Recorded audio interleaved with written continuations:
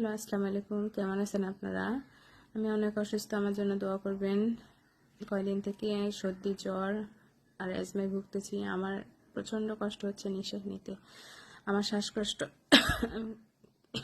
আমি ঘুমাইতে পারতেছি না, আমি ঘুমাইলে আমার নিঃশ্বাস বন্ধ হয়ে যাচ্ছে। যারা অ্যাজমা রোগী তারা ঠিক বুঝতে পারবেন যে ঘুমালে কি অবস্থা হয়, শুয়ে পড়লে কি অবস্থা হয় অ্যাজমা রোগীদের। ঠিক আমারও তেমন, আমি নিঃশ্বাসই নিতে পারতেছি না।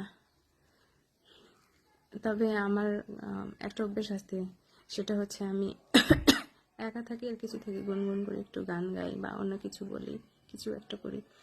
ভয়েসের জন্য আমি গলা দিয়ে কোনো কিছু বের করতে পারতেছি না, কথা বললে কাশি চলে আসতেছে। আশা করি আপনারা আমার পাশে থাকবেন। আমার যে আইডিটা, মায়াপুরি আইডিটা, এই মায়াপুরি আইডিটাতে কিন্তু পেজ সেট আপ দেওয়া হয়েছে। এটাতে 5K হওয়ার পরে অটোমেটিক অনেক চ্যালেঞ্জ দিচ্ছে ফেসবুক থেকে, সেগুলো আমাকে করতে হচ্ছে, বিধায় ফলোয়ার্স ডাউন হয়ে আছে। আর আমি আমার নতুন আরেকটা পেজ রানিং করছি, সেটা হচ্ছে সুমিস ব্লগ বিরামপুর। আপনারা আমার ওই পেজটা থেকে ঘুরে আসুন, আর আমার ওই পেজটাকে আপনারা অবশ্যই লাইক আর ফলো দিয়ে রাখবেন প্লিজ। আর ওই পেজে অবশ্যই একটু কমেন্ট করবেন যেন ওই পেজটা আমি রানিং করতে পারি, কারণ আমি চাই যে আমার ওই পেজটাই রানিং হোক এবং ওই পেজটা থেকে আমি আপনাদের সামনে আসি।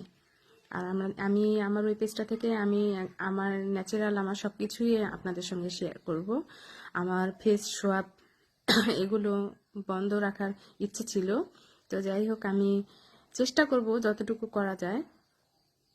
একটু তো বাধা নিষেধ শুনতে হয়, আমরা মেয়ে মানুষ। তবে আমি উচ্ছৃঙ্খল কোনো কিছু, এমন কোনো কিছু করব না যেটা আপনাদের খারাপ লাগে।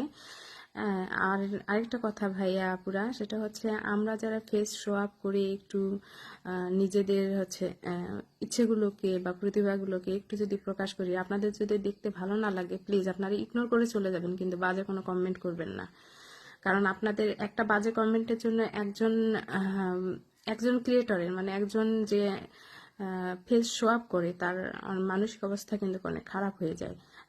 আপনাদের যদি ভালো না লাগে আপনারা ইগনোর করে চলে যান, সেটা আমার পরিচিত হন অপরিচিত হন, বাজে কোনো কমেন্টও করবেন না, বাজে কোনো কথা বলবেন না। আর হ্যাঁ, আরেকটা কথা, সেটা হচ্ছে আমরা মেয়েরা যখন পেজ সেট আপ দিই বা আইডি চালাই, তখন আপনারা ভাই কমেন্ট করা বাদ দিয়ে মেসেজ কেন পাঠান, আর ডিরেক্ট কেন কল দেন ভাই মেসেঞ্জারে? ভদ্রতা কি আপনাদের জানা নেই?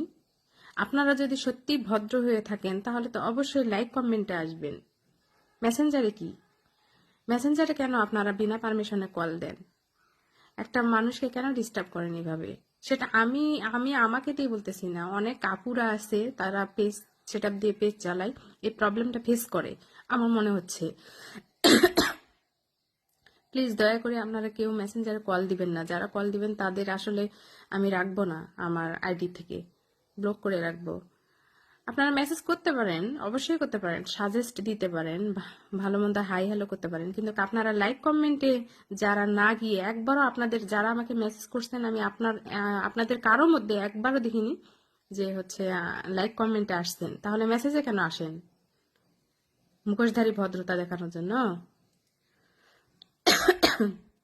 মুখোশের আড়াল থেকে বের হয়ে লাইক কমেন্টে আসবেন, মেসেঞ্জারে মেসেজ দিবেন না দয়া করে।